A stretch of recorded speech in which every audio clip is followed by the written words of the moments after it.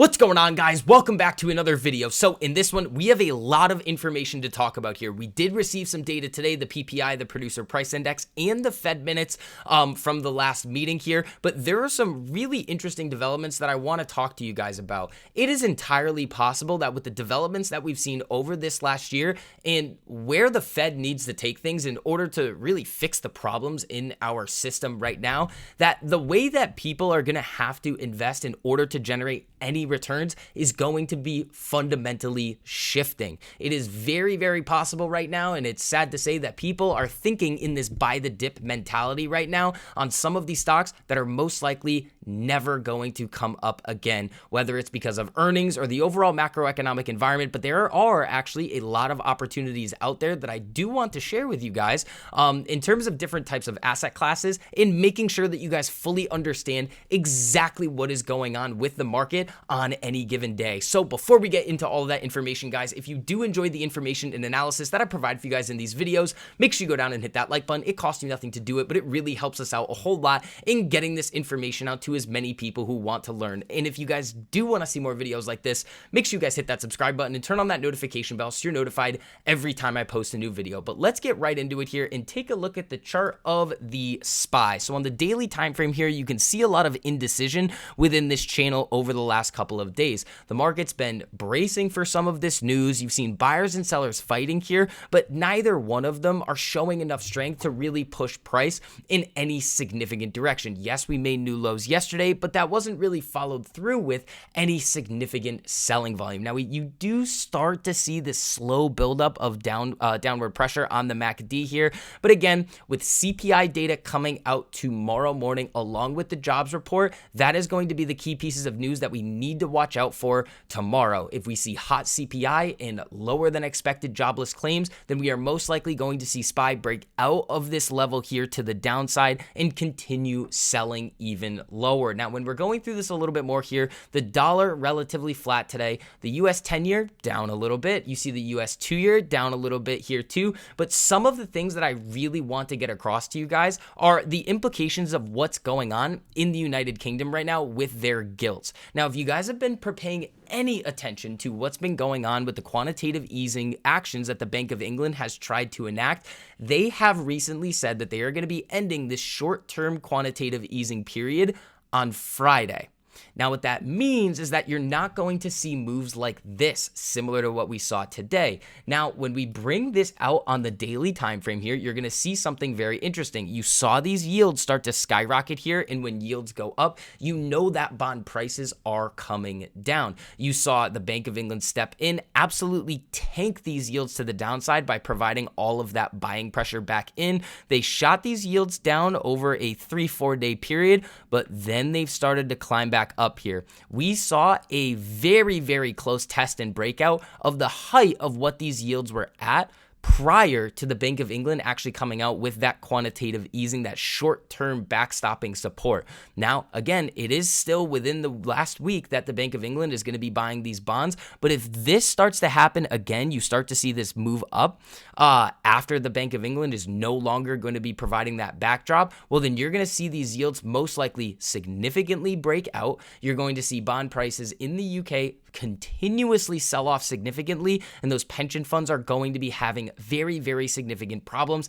and that is most likely going to spill over into our markets as well. So definitely something to be aware of here. And again, when we're taking a look at exactly what the target rate probabilities for the November meeting are actually going to be, well, we have an 82.7% probability or chance that we're going to get a 75 basis point rate hike at the November meeting. Now, again, with the comments that were made by the Fed today in their meeting here, or in the minutes, we saw that the Fed officials favored reaching restrictive rates in the near term. In the Fed minutes, many saw the cost of too little outweighing too much in terms of where they want to bring rates. Too little rate hikes is going to be much more costly over the long term than raising rates actually too much and pushing things in the other direction. Now, some of the other statements from the Fed today, what they essentially said was, we are going to keep continuing to raise rates but we will stop if something breaks. Now, the one thing that we do kind of need to mention here too is the potential for a wage price spiral. That is something that was mentioned as well and wasn't really mentioned in any of the previous Fed minute reports. So that is going to be something that we need to keep a lookout for too. But several saw the need to calibrate Fed tightening to mitigate risk. This statement right here is essentially going to serve as the first time, or one of the first times, that the Fed is considering backing off a little bit on the rate at which they are raising rates, slowing down the pace of these rate hikes here. So that doesn't mean this is actually going to happen, because they need essentially a group decision on what they're actually going to do. But several of the Fed members saw a need to calibrate Fed tightening to mitigate risk, because they don't want to end up in the opposite situation like the Bank of England, where they push things back too far. Now, the Bank of England was essentially pushing things back too far here, but they then came out with that quantitative easing measure, and they're essentially screwed now. The other things that I really want to talk with you guys here before we actually wrap up this video is, remember, the title of this video, quote unquote, selling everything. There is going to be a massive shift in our financial system here, and something that you guys all need to realize. I think especially if you are younger, and especially if you came into the market in 2020 when you may not have had to go into the office, you had a lot more time on your hand. Everybody has a certain view of the market and how things should be, or how things have been over the last 2 years. And that could change very, very drastically. You guys have heard me talk about the concept of TINA. There is no alternative for a while. And we're actually going towards something else called BAAA, or BA. Bonds are an alternative.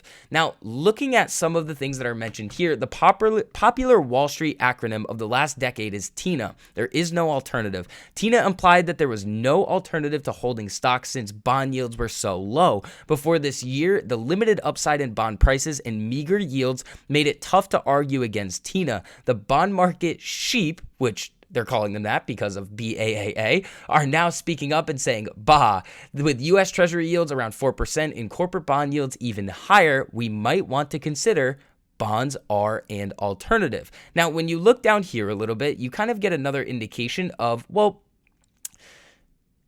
how much are you expected to return if you start to get into some of these bond portfolios here? Well, before comparing expected stock returns and current bond yields, it's worth contemplating that a stock investor should demand a return premium versus bond yields. The premium accounts for taking on more price and return volatility and additional risk. Since 1950, investors have earned on average 5.53% total return premium for owning stocks over bonds. As we share below, an investor can buy a 10-year U.S. Treasury note at 3.95%, which is better than the average of the 3 expected stock returns. Further, an investor can take on some credit risk and earn nearly 6% on investment-grade corporate bonds.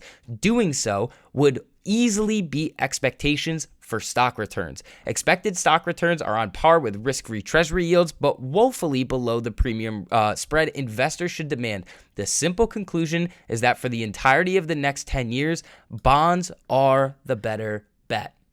Now, what does this actually mean for all of you guys watching this video here? Well, you need to know how you're going to position yourself and, well, where can you actually put your money, because there's a lot of yield-hungry investors out in the market right now. There are a lot of cash flow-hungry investors that are looking for somewhere to put their money. Now, if you continue to see all of these central banks continue to screw around, you see inflation data not come down, you see the job market not softening, you see oil prices continuously high, well, then the stock market is going to be incredibly volatile and choppy for the foreseeable future.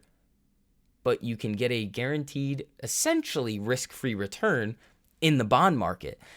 Now, if a lot of other investors and large money investors are seeing this, well, it makes the basically attractiveness of the U.S. equity market a lot lower, and the money will flow out of stocks into bonds. So what that does is it provides less demand for stocks, which could easily send share prices lower, and higher demand for bonds. So you could see the 10-year Treasury yield and a lot of these other yields continue to go up as we're in this significantly choppy period. But then as time goes on, you're going to see potentially the demand for these bonds really start to pick up, because it just is going to be too risky to hold equities in your portfolio in the current percentage allocations that people have been doing over the last 10 years. So again, this is just something to think about going forward, everybody, and something to keep in mind for what you may want to be doing with your hard-earned money. So guys, that is going to wrap up this video here. If you did enjoy the information and analysis that I provided for you guys in this video, make sure you go down and hit that like button. It costs you nothing to do it, but it really helps us out a whole lot in getting this information out to as many people who want to learn. And if you guys do want to see more videos like this, make sure you hit that subscribe button and turn on that notification bell so you're notified every time I post a new video. So I hope you guys are having a great evening. See you guys in the next one. Peace.